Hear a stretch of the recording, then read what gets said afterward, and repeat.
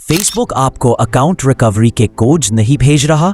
ये मसला आम है, लेकिन एक तरीका है जिससे आप अपनी रिकवरी ऑप्शंस को रिफ्रेश कर सकते हैं।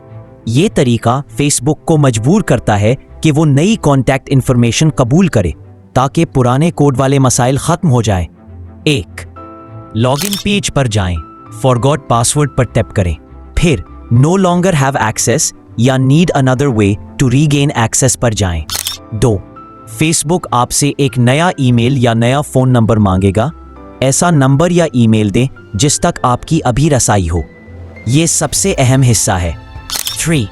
नया ईमेल या फोन नंबर डालकर फौरन वेरीफाई करें। फेसबुक उसी नए कॉन्टैक्ट पर वेरिफिकेशन कोड भेजेगा। कोड डालकर उसे कंफर्म करें। वेरिफिकेशन मुकम्मल होते ही फेसबुक आपको अपना अकाउंट उसी नई रिकवरी इंफॉर्मेशन के जरिए वापस लेने देगा।